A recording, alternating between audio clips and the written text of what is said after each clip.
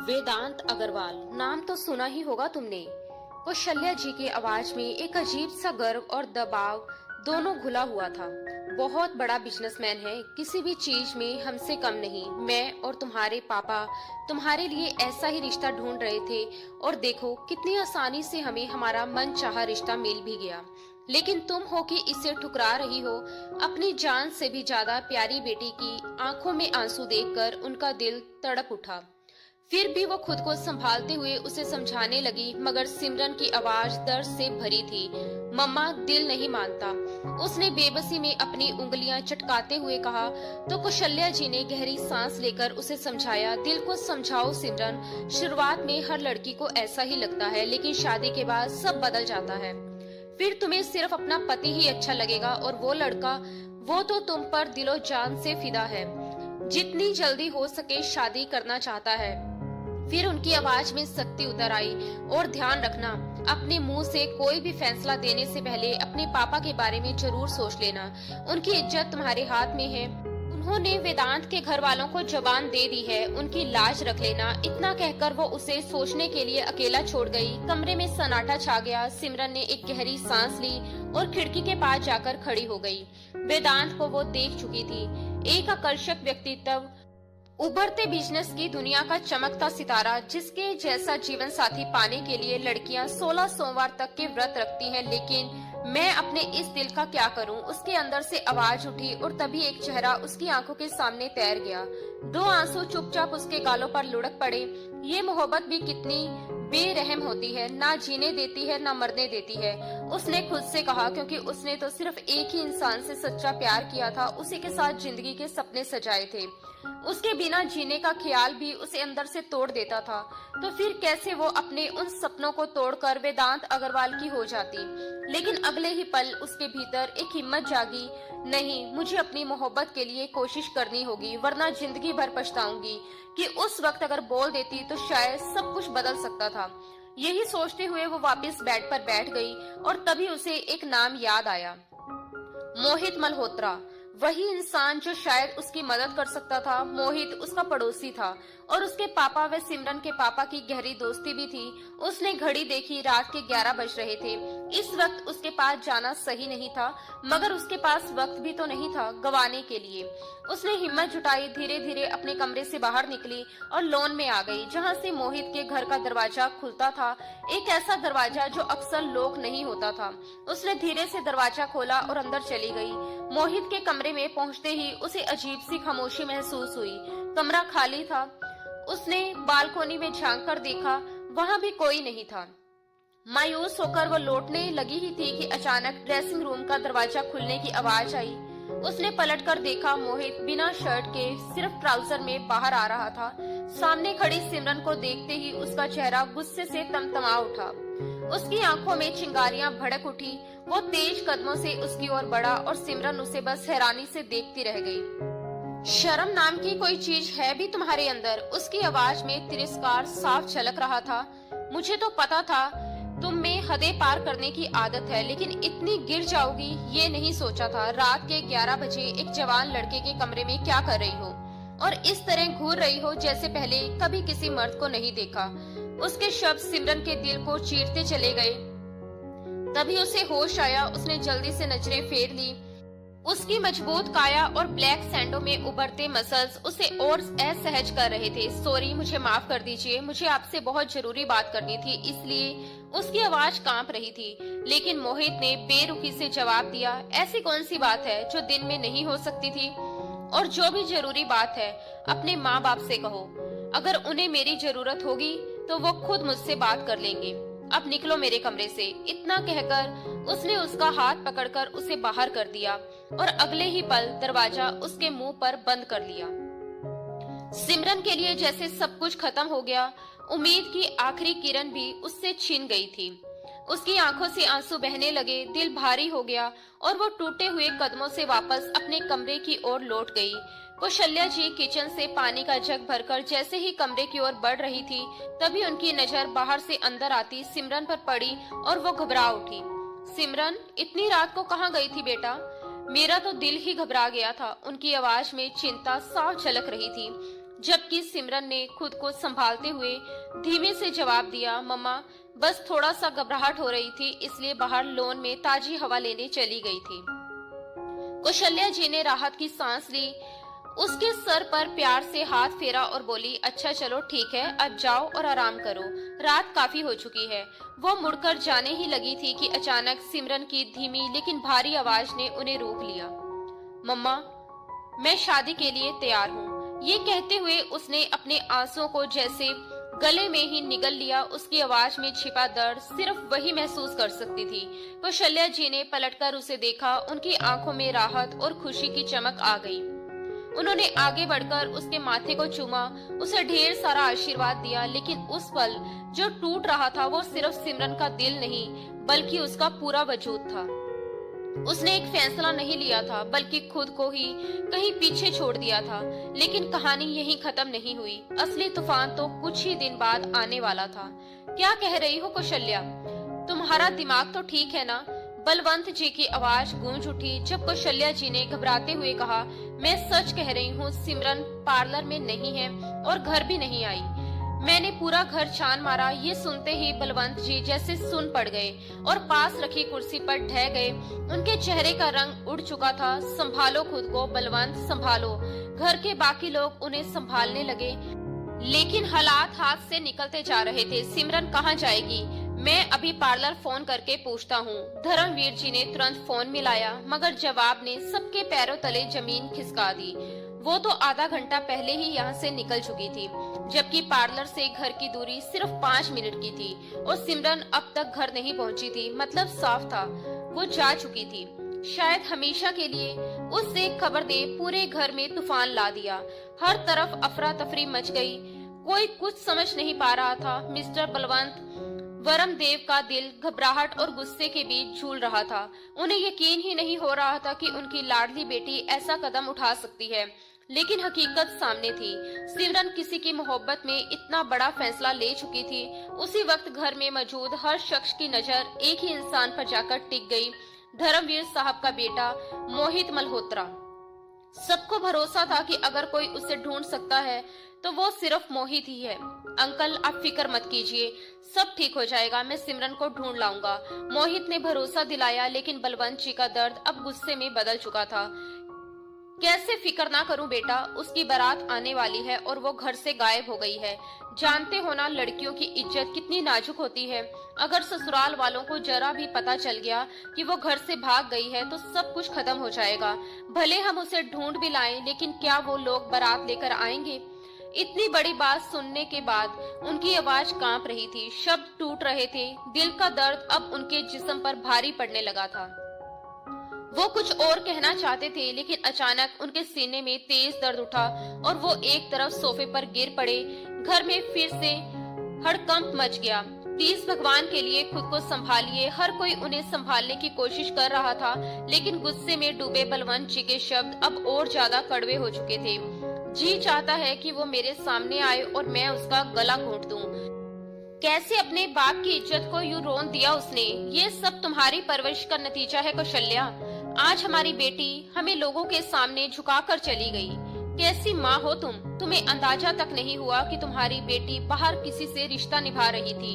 उनके हर शब्द में टूटा हुआ भरोसा, बिखरता हुआ परिवार और एक बाप का घायल अभिमान साफ झलक रहा था।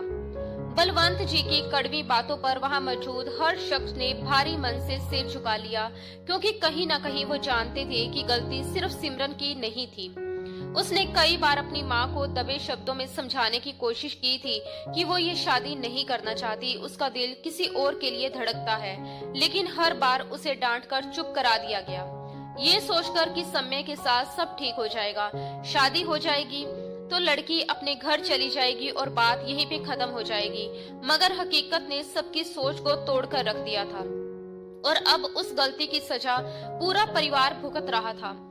कौशल्या जी का दिल भी पछतावे से भर चुका था। काश उन्होंने वक्त रहते ये बात अपने पति को बता दी होती तो शायद कोई रास्ता निकल आता, लेकिन अब उनके हाथ में सिर्फ पछतावा और भगवान से की जाने वाली प्रार्थना ही बची थी कि उनकी बेटी सही सलामत वापस लौट आए, क्योंकि इस वक्त वो कहाँ है, किस हालत में है, ये सिर्फ भगवान ही जानता था। उधर सिमरन बेतहाशा भाग रही थी, जितनी तेज दौड़ सकती थी उतनी तेज।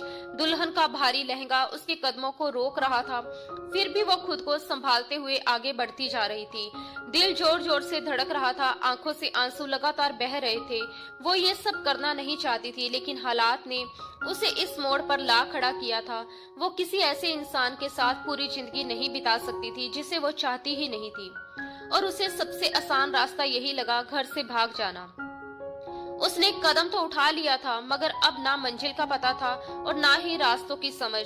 वो बस भागे जा रही थी। उस वक्त वो पार्लर में ही थी जब उसके दिमाग में ये ख्याल आया और अपनी मोहब्बत के लिए सब कुछ छोड़कर निकल पड़ी।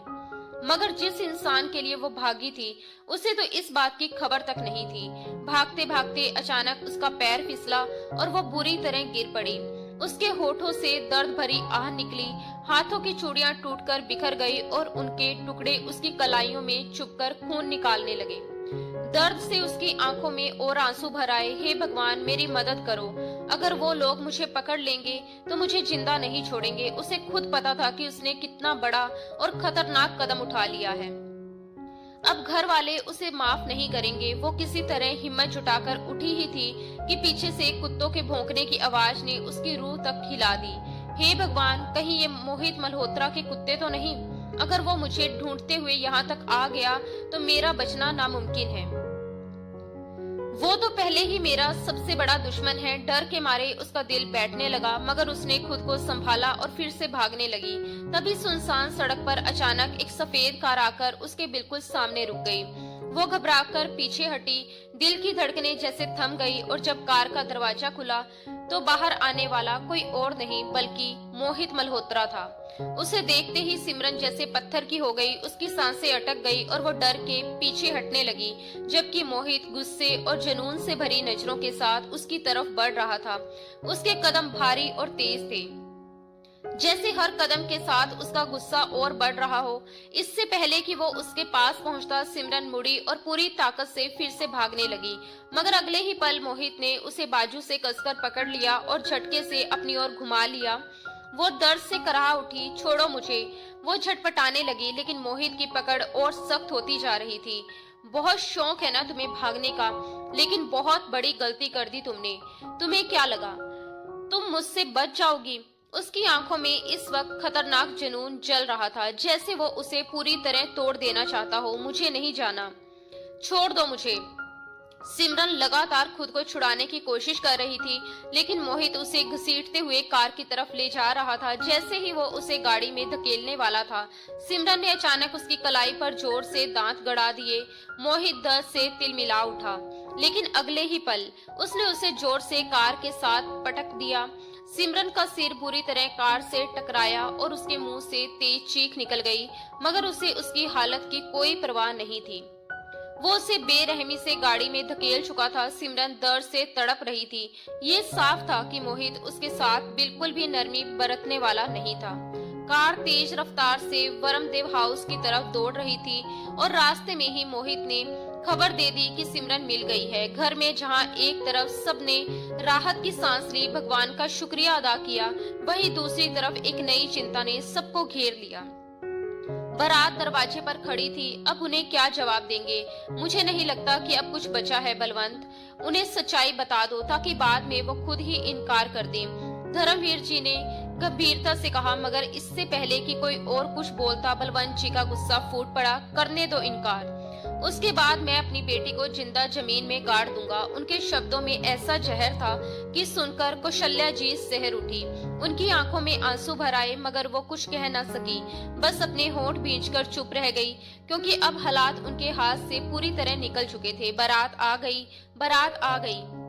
ऐसे ही बाहर से ये शोर उठा, पूरे घर में सन्नाटा छा गया और सब एक दूसरे का चेहरा देखने लगे। यही वो पल था जब या तो इज्जत बच सकती थी या हमेशा के लिए मिट्टी में मिल सकती थी।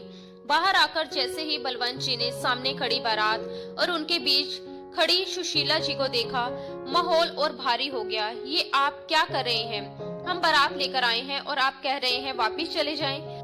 आखिर बात क्या है? सुशीला जी ने ठहर ठहर कर मगर सख्त लहजे में पूछा। सिमरन, उनके बेटे वेदांत की पसंद थी। पहली ही नजर में वे उस पर फिदा हो गया था और बिना ज्यादा सोचे समझे उन्होंने ये रिश्ता पक्का कर दिया था। लेकिन आज हालात पूरी तरह से बदल चुके थे।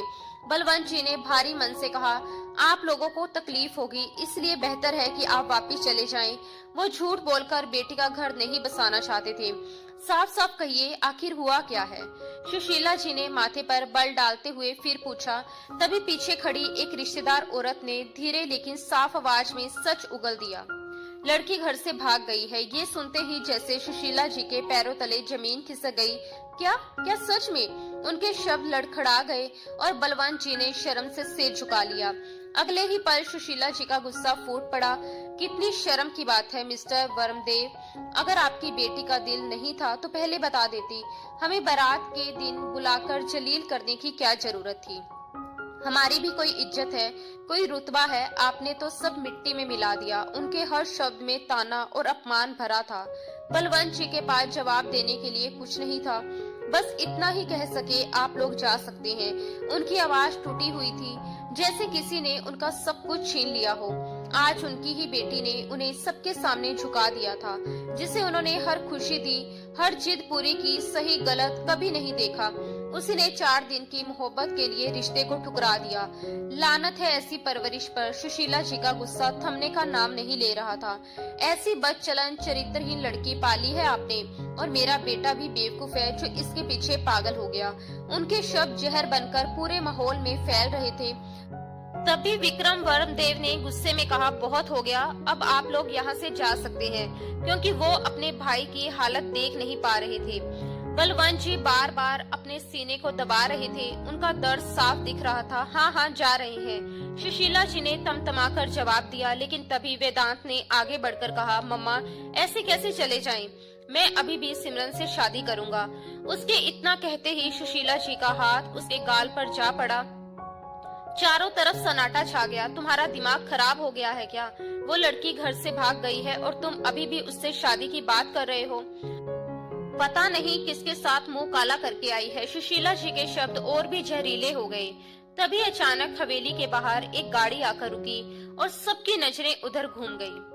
मोहित मल्होत्रा कार से उतरा। उसकी पकड़ में सिमरन की कलाई थी और वो उसे लगभग घसीटते हुए अंदर ला रहा था। ये मंजर देखकर वहां खड़े अपने और पराये सभी लोग स्तंभ रह गए।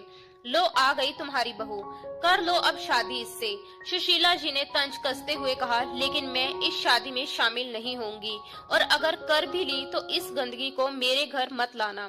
अपने लिए ऐसे शब्द सुनकर सिमरन सन्न रह गई। उसकी आंखों में दर्द और अपमान साफ झलक रहा था। वो मोहित की पकड़ में झटपटा रही थी और तभी अचानक मोहित की गूंजती हुई आवाज पूरे माहौल में फैल गई। बस, बहुत हो गई आपकी बकवास। उसकी गुस्से से भरी नजरें सीधे सुशीला जी पर टिक गई। अगर अपनी इज्जत की जरा भी परवाह है तो चुपचाप यहाँ से निकल जाइए। आप लोगों की औकात नहीं है इस घर से रिश्ता जोड़ने की। उसके लहजे में ऐसा रोब था कि कुछ पल के लिए सब खामोश हो गए। सुशीला जी तंज भरी हंसी हंस पड़ी, जैसे कह रही हो कि अब ये सब कहने का हक तुम्हें नहीं रहा। तभी वेदांत फिर बोला, मैं सिमरन से शादी करूंगा। वो मेरे लिए अभी भी उतनी ही पवित्र है। उसकी नजरें सिमरन पर थी, लेकिन उसके दिमाग में कुछ और ही चल रहा था। वो बस उसे हासिल करना चाहता था, चाहे कुछ समय के लिए ही सही, और फिर उसे छोड़ देना उसके लिए आसान होता। मगर इससे पहले कि वो कुछ और बोलता, मोहित की आवाज फिर गरजी, कौन सी शादी? उसकी आंखों में गुस्सा और ठंडा जुनून साफ झलक रहा था। अगर तुम लोग खुद को इज्जतदार कहते हो तो यहाँ से दफा हो जाओ। वो सिमरन की कलाई थामे उनके सामने दीवार बनकर खड़ा हो गया। यही वो मोहित था जिसे सिमरन हमेशा गलत समझती रही, जिससे लड़ती रही, जिससे नफरत करती रही। आज वही उसके लिए पूरी दुनिया के सामने खड़ा था। उसके अपने माँ बाप तक ने उसे देखकर मुंह फेर लिया था। बलवंत जी के दिल में दर्द और गुस्सा एक साथ उबल रहा था। अगर हालत ऐसी ना होती तो शायद वो उसी वक्त उसे थप्पड़ों से सजा देते। मैं ऐसी नहीं जाऊंगा मम्मा, सिमरन आज भी मेरे लिए वैसी ही है, वेदांत फिर बोला। लेकिन इस बार मोहित ने कड़वी हंसी के साथ पूछा, कौन सी शादी? और उस एक सवाल के साथ सबकी नजरें उसी पर टिक गई, क्योंकि अब वो सिर्फ जवाब नहीं देने वाला था, वो एक ऐसा फैसला लेने वाला था जो सबकी जिंदगी बदल देने वाला था, खासकर अपने पिता समान बलवंत अंकल के लिए। ये जो लड़की तुम देख रहे हो ना, सिमरन परमदेव अब मोहित मल्होत्रा की पत्नी बन चुकी है, इसलिए अब अपनी शक्ल इधर मत दिखाना, चुपचाप निकल जाओ यहाँ से। मोहित की गूंजती हुई आवाज के साथ ही उसने वेदांत को जोर से धक्का दिया, जिससे वो लड़खड़ाकर पीछे हो गया। एक पल के लिए वहां खड़े हर इंसान के दिल जैसे थम गए। सिमरन की आंखें हैरानी से फैल गई। उसे यकीन ही नहीं हो रहा था कि ये क्या हो रहा है, जबकि बलवंत वर्मदेव, धर्मवीर मल्होत्रा और बाकी सबके लिए ये किसी बम के फटने से कम नहीं था। वेदांत जैसे अचानक नींद से जागा। क्या? उसके शब्द अधूरे रह गए। तभी मोहित ने गुस्से में उसका गिरबान पकड़ते हुए कहा, सिमरन नहीं, सिमरन मल्होत्रा, जो अब मेरी पत्नी है। अपनी नजरें नीचे रखो और दफा हो जाओ यहाँ से। और उसे घसीटते हुए गेट की ओर धक्का दे दिया। सब लोग स्तंभ खड़े ये मंजर देख रहे थे। दिलों में डर और दिमाग में सवालों का तूफान था। कुछ ही देर में बारात वापस लौट गई और अब हवेली में सिर्फ सन्नाटा और अजीब सी बेचैनी रह गई थी। सबकी नजरें मोहित पर टिक गई थी, जैसे वो कोई अनजाना, समझ से परे इंसान हो। मोहित, क्या सच में तुमने सिमरन से शादी कर ली? धर्मवीर साहब ने उलझन भरे लहजे में पूछा। मोहित ने एक नजर चारों तरफ दौड़ाई। ज्यादातर मेहमान जा चुके थे। माहौल भारी था। अंदर चलकर बात करते हैं, उसने ठंडे स्वर में कहा। मगर तभी बलवंत जी की सख्त आवाज गूंजी, ये लड़की अंदर नहीं जाएगी। उनके शब्दों ने सिमरन को भीतर तक झंझोर दिया। क्या ये वही पिता थे जो उस पर जान छिड़कते थे? आज वही उसे अपने ही घर की दहलीज पार करने से रोक रहे थे। गार्डन एरिया में सजी वो शानदार सजावट जो अभी उसकी खुशी के लिए थी, अब उसे ताने मार रही थी, क्योंकि अब वो उनके लिए खास नहीं रही थी। पापा, सिमरन के होठ कांपे, मगर बलवंत जी ने दर्द और गुस्से से कहा, मेरा नाम मत लो, गंदा लगता है। ये सुनकर उसकी आंखों में आंसू भर आए। तभी मोहित ने बिना कुछ कहे उसकी कलाई कसकर पकड़ी और उसे घसीटते हुए अंदर ले गया, सीधे एक स्टोर रूम में, जहां ठंडे फर्श पर उसने उसे धक्का देकर गिरा दिया। सिमरन संतुलन खो बैठी और जमीन पर गिर पड़ी, दर्द से करहा उठी और फिर उसने पलटकर उस शख्स को देखा जो कुछ देर पहले सबके सामने उसके लिए खड़ा था, मगर अब उसकी आंखों में सिर्फ गुस्सा और सजा देने की ठान थी। जो तुमने किया है ना, वो तुम्हारे माँ बाप के लिए गाली से कम नहीं है। अब जब तक जिंदा रहोगी इसी काल कोठरी में रहोगी, समझी? मोहित ने दांत भींचते हुए कहा और दरवाजा बाहर से बंद करके चला गया।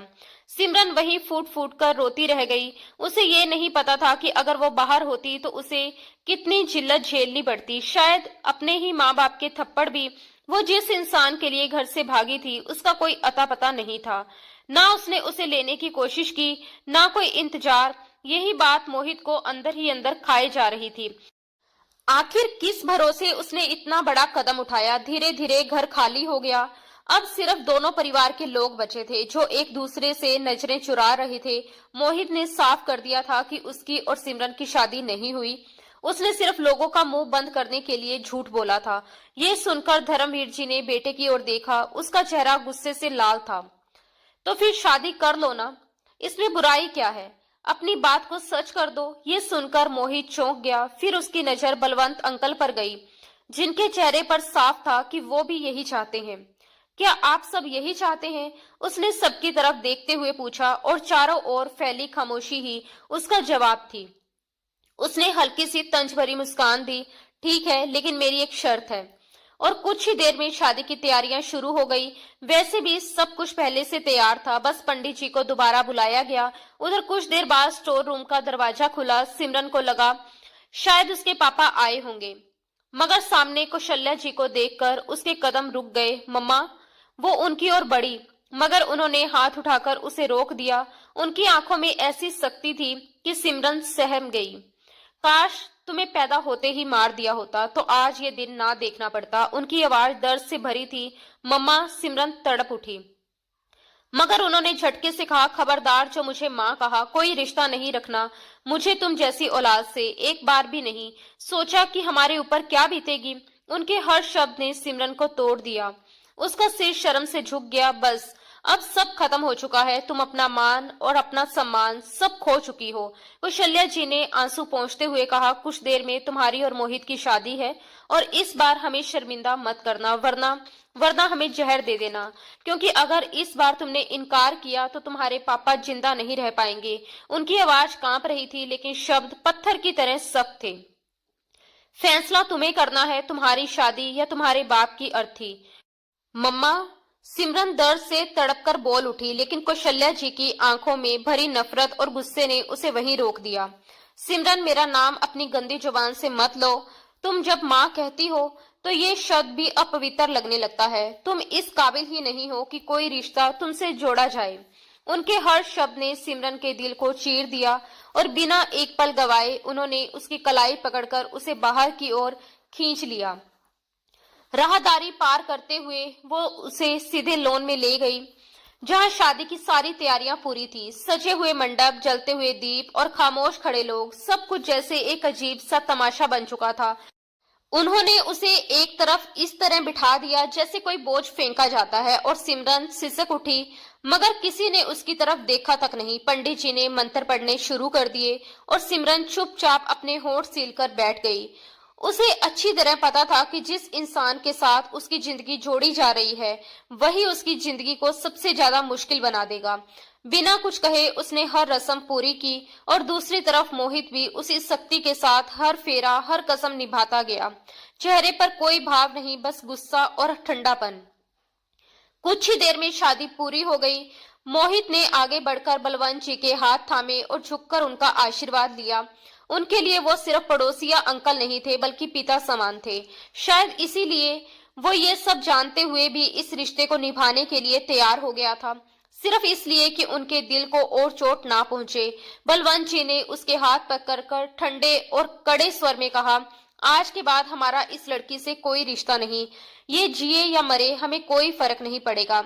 तुम इसके साथ जैसा चाहो वैसा व्यवहार करो, हम कुछ नहीं कहेंगे। मेरे लिए ये लड़की आज से मर चुकी है। ये शब्द सुनते ही सिमरन के भीतर सब कुछ जैसे खत्म हो गया। उसका वजूद, उसकी उम्मीद, सब कुछ। आज से मैंने तुमसे इसकी शादी करके इसका श्राद्ध कर दिया। बलवंत जी के इन शब्दों ने वहां मौजूद हर इंसान की आंखें नम कर दी, लेकिन सिमरन का सिर शर्म और दर्द के बोझ से ऊपर उठ ही नहीं पाया। उसके कानों में बस वही शब्द गूंज रहे थे, मगर कोई भी उस फैसले के खिलाफ खड़ा नहीं हुआ। धीरे धीरे सब लोग वहां से हट गए। कौशल्या जी भी एक आखिरी नजर उस पर डालकर अंदर चली गई। धर्मवीर साहब ने बेटे की तरफ देखा। उनकी आंखों में समझाने की कोशिश थी, क्योंकि वो जानते थे कि सिमरन की गलती बड़ी है, लेकिन फिर भी अब हालात बेटे के हाथ में थे। कुछ देर बाद मोहित सिमरन की ओर बढ़ा। उसकी कलाई को सख्ती से पकड़कर उसे खड़ा कर दिया। सिमरन ने अपनी डरी हुई हिरनी जैसी आंखें उठाकर उसकी तरफ देखा, लेकिन उसकी आंखों में जलते गुस्से को देखकर सहम गई। वो समझ नहीं पा रही थी कि अब उसके साथ क्या होने वाला है। मोहित बिना कुछ बोले उसे बेरहमी से खींचता हुआ अपने हिस्से की ओर ले गया। दोनों के घर साथ साथ थे और लॉन के बीच लगा गेट दोनों को जोड़ता था। उसे खींचते हुए वो अपने कमरे तक पहुंचा और अंदर आते ही उसने उसे जोर से बिस्तर पर फेंक दिया। दरवाजा बंद कर उसने उसकी तरफ कदम बढ़ाए। सिमरन डर के मारे पीछे खिसक गई। उसकी आंखों में साफ डर था, लेकिन मोहित की आंखों में सिर्फ आग थी। उसने अपनी शर्ट के बटन खोलकर उसे एक तरफ फेंका और ये देखकर सिमरन के होंठ कसकर भींच गए। उसके होठों पर एक कड़वी टूट चुकी हंसी आ गई। तो तुम भी वही निकले, एक आम मर्द। उसके इस तंज ने मोहित के गुस्से को और भड़का दिया। उसने झटके से उसे पकड़कर नीचे दबाया और उसका सिर तकिए पर जोर से टिका दिया। बहुत हंसी आ रही है, बहुत बड़ा कारनामा कर लिया है ना तुमने, जो यूं मुस्कुरा रही हो। उसकी आवाज गुस्से से कांप रही थी। सिमरन ने दर्द और टूटन के बीच उसकी आंखों में देखते हुए कहा, तुम ना पहले मर्द हो ना आखिरी, जो अपनी पत्नी पर हक जताने के नाम पर जबरदस्ती करने जा रहा है। उसकी आवाज धीमी थी, मगर उसमें एक टूटा हुआ आत्मसम्मान और चुनौती दोनों छिपे थे। अपनी जुबान को लगाम दो। मोहित ने गुस्से में उसका जबड़ा इतनी सख्ती से पकड़ लिया कि सिमरन दर्द से करा भी ना सकी। उसकी पकड़ में ऐसा रौब था जैसे वह सिर्फ उसके शब्द नहीं, उसका अस्तित्व तक दबा देना चाहता हो। जबरदस्ती क्या होती है पता है तुम्हें? अगर मैं उस वक्त सही समय पर नहीं पहुंचता तो गली के कुत्ते तुम्हें नोच रहे होते। तब समझ आती तुम्हें इस शब्द की असली कीमत। उसकी आवाज में उबलता हुआ गुस्सा और भीतर छुपी घबराहट दोनों साफ झलक रहे थे, लेकिन सिमरन ने भी अपनी नजरें नहीं झुकाई। तो तुम क्या कर रहे हो? तुम भी तो वही कर रहे हो ना। फर्क सिर्फ इतना है कि वो गली के कुत्ते होते और तुम इस घर के। उसके शब्द धीमे थे मगर हर एक शब्द में चुभन थी। एक पल के लिए मोहित का हाथ उठा जैसे वो उसे थप्पड़ मार देगा, मगर वो हवा में ही रुक गया। वो जानता था कि सामने खड़ी ये लड़की जितनी भी मजबूत बनने की कोशिश कर ले, उसके एक थप्पड़ से ही टूट जाएगी। लेकिन फिर भी उसके शब्दों ने उसे अंदर तक झंझोर दिया था। गुस्से में उसने दीवार पर मुक्का दे मारा, इतनी जोर से कि आवाज पूरे कमरे में गूंज उठी। मेरी सहन शक्ति को मत आजमाओ, वरना अपने हाथों से तुम्हारा गला घोंट दूंगा। उसकी आवाज इस बार धीमी थी, मगर उसमें ऐसा खौफ था कि सिमरन के पूरे जिस्म में सिहरन दौड़ गई। उसके अंदर का डर साफ दिख रहा था, लेकिन उसने खुद को संभाल लिया। मोहित एक कदम पीछे हटा और उसे तिरस्कार भरी नजरों से देखते हुए बोला, और तुम्हें क्या लगता है मैं तुम्हारे करीब आऊंगा? आखिर है क्या तुम में ऐसा कि मैं तुम्हें अपनी जिंदगी में जगह दूं? तुम्हारे पास एक भी ऐसी बात नहीं जो तुम्हें मेरी पत्नी बनने के लायक बनाती हो। उसके शब्द जैसे हर बार उसके दिल को चीरते जा रहे थे। तुमसे शादी मैंने तुम्हें अपनाने के लिए नहीं की, बल्कि अपने बलवंत अंकल की इज्जत बचाने के लिए की है, उनके झुके हुए सर को उठाने के लिए की है।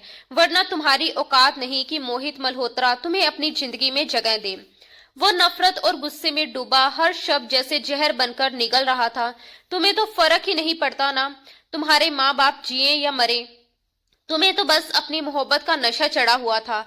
लेकिन अब मैं ये नशा बहुत जल्द उतार दूंगा, ये मेरा वादा है। उसके शब्दों ने सिमरन को अंदर तक हिला दिया। वो अनजाने में पीछे खिसकती चली गई। उतरो बेड से, उसकी आवाज अचानक सख्त हो गई, मगर सिमरन अपनी जगह से हिली तक नहीं। सुनाई नहीं देता, उतरो नीचे। इस बार उसकी आवाज इतनी तेज थी कि सिमरन डरकर तुरंत नीचे उतर आई। ये कपड़े बदलो, उसने उसे ऊपर से नीचे तक घूरते हुए कहा। अब से तुम मुझे सजी सवरी नजर नहीं आओगी, बिल्कुल सादगी में रहोगी, समझी? सादगी मतलब सादगी। आज से सजना सवरना खत्म। उसके हर शब्द में हुक्म था। सिमरन चुपचाप ड्रेसिंग रूम की तरफ बढ़ गई। वहां रखे सादे कपड़े, जो शायद घर की नौकरानियों भी ना पहनती हो, उसे जैसे उसकी औकात याद दिला रहे थे। मगर उसने बिना कुछ कहे वो कपड़े पहन लिए। जब वो बाहर आई तो मोहित वहीं खड़ा था। उसने एक नजर उस पर डाली। साधारण कपड़ों में भी उसकी खूबसूरती छिप नहीं पा रही थी। गोरी त्वचा, लालिमा लिए गाल, नीली आंखें और वो मासूमियत। लेकिन मोहित के लिए ये सब मायने नहीं रखता था। उसकी नजर में सबसे जरूरी चीज थी शर्म और संकोच, और उसके हिसाब से सिमरन में वो बिल्कुल नहीं था। ना तुम इस बेड पर सोओगी और ना उस काउच पर, उसने ठंडे लहजे में कहा। नीचे कारपेट पर सोओगी, और इस कमरे से बाहर निकलने की हिम्मत मत करना। जीना है या मरना यहीं रहोगी। तुम्हें जरूरत की चीज मिलती रहेगी, लेकिन मैं तुम्हें इस दहलीज के बाहर नहीं देखना चाहता, समझी? उसने उसकी बाजू को सख्ती से पकड़ते हुए कहा और झटके से छोड़ दिया। सिमरन लड़खड़ाकर नीचे गिर पड़ी। उसने अलमारी से एक पतला कंबल निकाला और उसके ऊपर फेंक दिया। लो और चुपचाप सो जाओ। उसके लहजे में इतनी ठंडक और तिरस्कार था कि सिमरन के दिल में एक और दरार पड़ गई।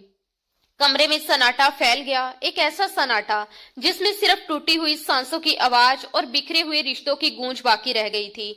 सिमरन ने अब उससे बहस करना बेकार समझ लिया था। अभी कुछ देर पहले ही उसने जिस तरह हाथ उठाया था, उससे साफ था कि अगर वो एक शब्द भी और बोलती तो शायद सच में थप्पड़ खा जाती। और आज तक उसके पिता ने भी उसे कभी ऊंची आवाज में डांटा नहीं था। वो चुपचाप कंबल ओढ़कर कारपेट पर सिमट कर लेट गई, जैसे खुद को दुनिया से छुपा लेना चाहती हो। उधर मोहित बाथरूम में चला गया। ठंडे पानी के नीचे खड़े होकर भी उसका गुस्सा कम नहीं हो रहा था, बल्कि दिमाग और उलझता जा रहा था। वो खुद से लड़ रहा था। एक ऐसी लड़की को अपनी जिंदगी में शामिल कर चुका था जिससे वो नफरत करता था, जिसकी हरकतों से हमेशा चिढ़ता था, और अब उसी के साथ पूरी जिंदगी बितानी थी। शावर लेकर जब वो बाहर आया तो देखा सिमरन सिर तक कंबल में ढकी हुई थी, मगर उसका कांपता हुआ जिस्म साफ महसूस हो रहा था। एक पल के लिए उसके कदम रुक गए, लेकिन अगले ही पल उसे उसकी हरकतें याद आई और उसका दिल फिर सख्त हो गया। वो बिना कुछ बोले लाइट बंद कर बिस्तर पर लेट गया और मोबाइल स्क्रॉल करने लगा। कमरे में खामोशी छा गई, जैसे सब कुछ शांत हो चुका हो, लेकिन उसके अंदर कुछ अब भी बेचैन था, जैसे कुछ गलत होने वाला हो। उधर दूसरी तरफ कौशल्या जी बलवंत जी को दवाइयां देकर उनके पास बैठी थी। कमरे में गहरी खामोशी थी, जिसे बलवंत जी की कांपती आवाज ने तोड़ा। कहते हैं बहन और बेटी में फर्क होता है। बहन के लिए दिल सख्त हो सकता है, लेकिन बेटी के लिए नरम। मैं कभी नहीं मानता था, पर आज मानना पड़ा। उनकी आंखों में पछतावा और दर्द दोनों थे। इतिहास खुद को दोहराता है कौशल्या, और आज मैं अपनी ही नजरों में गिर गया। वो अतीत में खो गए, अपने पिता की दूसरी शादी, सौतेली बहन, उसका किसी दूसरे धर्म के लड़के से प्यार, और फिर उनका सख्त फैसला। उन्होंने उस रिश्ते को ठुकरा दिया, बहन की जबरदस्ती शादी तय कर दी, और जब वो शादी वाले दिन भाग गई तो उसे पकड़कर 2 साल तक बंद करके रखा। उस लड़के को शहर से गायब करवा दिया। उसकी बहन की चीखें, उसका रोना, सब कुछ आज भी उनके कानों में गूंज रहा था। 2 साल बाद उन्होंने उसे जबरदस्ती शादी के लिए मजबूर किया, मगर वो रिश्ता भी टूट गया, और फिर वो लड़की हमेशा के लिए उनकी जिंदगी से चली गई। भगवान ने मुझे मेरी सजा दे दी है। बलवंत जी की आंखों से आंसू बहने लगे। आज मेरी बेटी ने वही किया जो मेरी बहन ने किया था, और मैं वही सोच रहा था जो मैंने उसके साथ किया। कौशल्या जी सब समझ रही थी, लेकिन चुप थी, जैसे वो हमेशा से चुप रही थी। चाहे ननंद के साथ जुल्म हुआ हो या आज बेटी के साथ। शायद इस समाज में औरतों को बस सहना ही सिखाया जाता है, चुप रहना, झुकना और सब कुछ सह लेना। मगर सिमरन वैसी नहीं थी। वो जिद्दी थी, अपने फैसले खुद लेने वाली, और शायद यही उसकी सबसे बड़ी गलती बन गई। तभी अचानक कमरे में सन्नाटा चीरती एक चीख गूंजी। सिमरन डर के मारे नींद से उठी और घबराकर दरवाजे की ओर भागी। मम्मा! उसकी आवाज कांप रही थी। मगर जैसे ही वह दरवाजे तक पहुंची, मोहित ने झटके से उसकी कमर पकड़कर उसे अपनी तरफ खींच लिया। कहाँ जा रही हो? उसकी आवाज सख्त थी। मेरी मेरी मम्मा, मुझे उनके पास जाना है, वो टूटे हुए शब्दों में बोली। आंखों में डर और बेचैनी साफ थी। बकवास बंद करो और जाकर अपनी जगह लेटो। आधी रात को तमाशा मत करो। मोहित ने गुस्से में उसे खींचकर वापस उसी जगह पटक दिया। उसकी कलाई बुरी तरह मुड़ गई। कल भी वो इसी कलाई पर गिरी थी, और अब दोबारा चोट लगने से दर्द असहनीय हो गया। वो वही सुंगड़कर बैठ गई, सिर घुटनों में छुपा लिया। एक हाथ से अपनी कलाई पकड़कर दर्द से करहाती रही, और आंसू लगातार बहते रहे।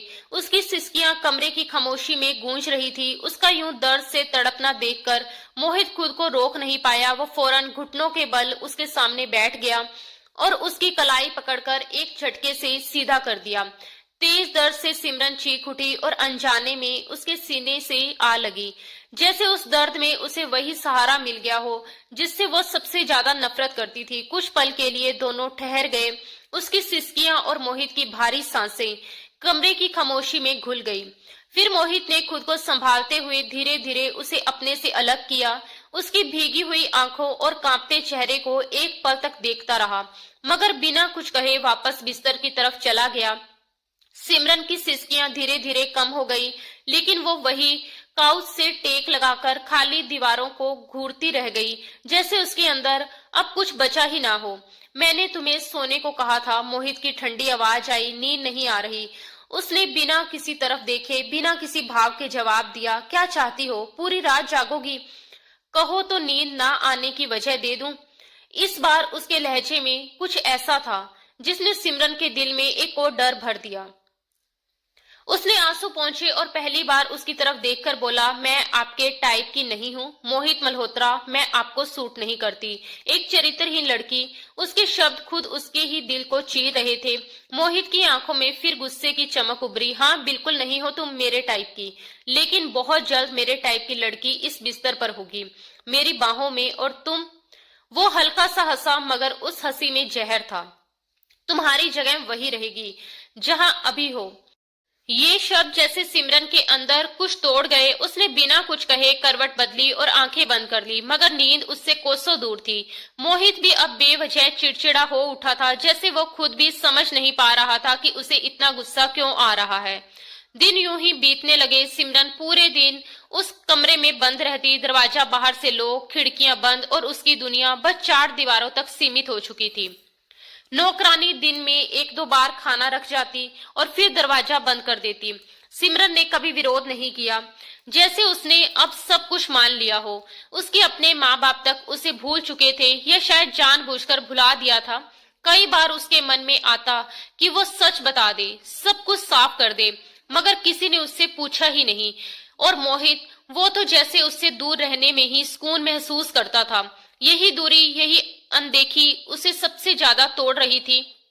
एक दिन वो कारपेट पर बैठकर उबले चावल खा रही थी, सूखे, बेस्वाद, गले से ना उतरने वाले। साथ में पानी पी पीकर उन्हें निगल रही थी। कभी आधी रोटी, कभी उबले चावल, बस इतना ही उसका खाना था। शुरू में उसने विरोध किया था, झगड़ा भी किया था, लेकिन मोहित ने कटु शब्दों ने उसकी हर एक आवाज छीन ली थी। ये तुम्हारे बाप का घर नहीं है, ये मेरा घर है। जो मिल रहा है उसी पर जियो। उस दिन के बाद उसने शिकायत करना छोड़ दिया। अब वो चुपचाप खाती, चुपचाप रोती और चुपचाप जीती। उसने खुद से एक वादा किया, जिस दिन ये इंसान अपनी गलती मानेगा उसी दिन इसे माफ करूंगी। मगर वो जानती थी कि वो दिन शायद कभी नहीं आएगा। 2 महीने बीत चुके थे, 2 लंबे दर्द से भरे महीने, और अब उसने इस कैद को ही अपनी किस्मत मान लिया था। रातें सबसे ज्यादा डरावनी होती थी। कभी मोहित कमरे में होता, कभी नहीं, लेकिन चाहे वो हो या ना हो, सिमरन ने कभी बिस्तर को छुआ तक नहीं। वो हमेशा उसी कारपेट पर सोती, शायद खुद को सजा देने के लिए, या शायद इसलिए कि उसे लगता था कि वो उस बिस्तर के काबिल नहीं, या फिर उस इंसान के जिसने उसे अपना नाम तो दिया था मगर कोई हक नहीं। एक दिन अचानक कमरे का दरवाजा खुला और अंदर एक नई लड़की दाखिल हुई, काजल। उसकी पीछे पीछे मोहित भी था। वाह मोहित, तुम्हारा कमरा तो बहुत खूबसूरत है, काजल खुशी से इधर उधर देखते हुए बोली, जबकि कोने में बैठी सिमरन का हाथ वहीं थम गया, निवाला जैसे गले में अटक गया।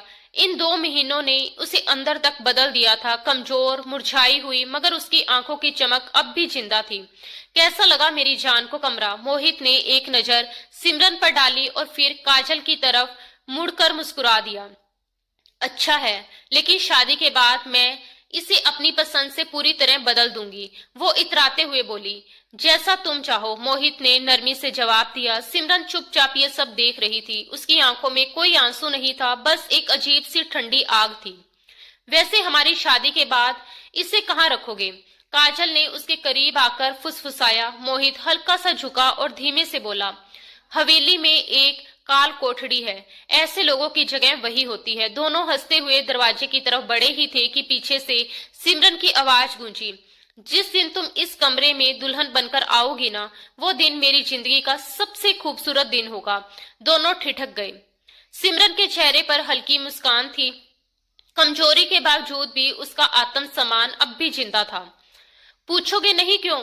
वो खुद ही बोली, क्योंकि उस दिन मुझे इस कैद से हमेशा के लिए आजादी मिल जाएगी। ये कमरा तो फिर मुझे काल कोठड़ी से भी बदतर लगेगा। और दूसरी खुशी, जैसा इंसान होता है उसे वैसा ही साथी मिलता है। तुम दोनों एक दूसरे के लिए बिल्कुल परफेक्ट हो। उसके शब्दों में ऐसी चुभन थी कि हवा तक ठहर गई। मोहित का चेहरा गुस्से से तमतमा उठा। 2 महीने में भी वो उसकी अकड़ नहीं तोड़ पाया था। काजल तमतमाती हुई वहां से निकल गई और मोहित उसे घूरता हुआ दरवाजा बंद करके बाहर चला गया। सिमरन फिर से शांत होकर कारपेट पर बैठ गई, जैसे कुछ हुआ ही ना हो। मगर वो जानती थी कि तूफान अभी बाकी है। थोड़ी देर बाद दरवाजा फिर खुला। इस बार मोहित अकेला था और उसके चेहरे पर गुस्सा साफ दिख रहा था। वो तेजी से उसके पास आया, उसके बाल पकड़कर उसका चेहरा अपनी तरफ घुमाया। क्या समझती हो खुद को? अब तुम बताओगी मुझे कौन मेरे लायक है? उसने झटके से उसे छोड़ दिया और वो बिस्तर पर गिर पड़ी। कई दिनों बाद उस नरमी को महसूस करते ही वो कड़वे अंदाज में हंस पड़ी। पूरी दुनिया में आपको वही मिली थी, पर आपका भी कसूर नहीं। इंसान के बड़े बोल उसके सामने आ ही जाते हैं। उसके शब्द फिर आग बन गए। क्या कहना चाहती हो? मोहित ने उसे कंधों से पकड़कर झंझोड़ दिया। मरना है मुझे, मार दो मुझे, खत्म कर दो ये सब। इस बार वो पागलों की तरह चिल्लाई, इतनी आसान मौत नहीं दूंगा तुम्हें। जो जिल्लत तुमने दी है उसका एक हिस्सा अभी बाकी है। उसकी आवाज बर्फ जैसी ठंडी थी। और जो जिल्लत आपको काजल से मिलने वाली है उसके लिए तैयार रहना। सिमरन ने भी बिना डरे जवाब दिया। साफ साफ बोलो, मोहित ने बोही चढ़ाई। वक्त बताएगा। वो शांत थी, मगर उसके शब्दों में रहस्य था। मोहित ने उसकी कमर पकड़ ली। उसकी उंगलियों को दबाव सख्त था, मगर दिल कहीं और उलझा हुआ था। इन 2 महीनों में उसने उसे जितना सजा दी थी उससे कई ज्यादा वो खुद उससे बनता जा रहा था, चाहता था वो बोले, रोए, माफी मांगे ताकि वो उसे माफ कर सके, उसे अपना सके। लेकिन सिमरन अब बदल चुकी थी। उसने चुप रहना सीख लिया था, इतना चुप कि अब उसके अंदर क्या चल रहा है ये कोई नहीं समझ सकता था। घर वालों ने भी अपनी मजबूरी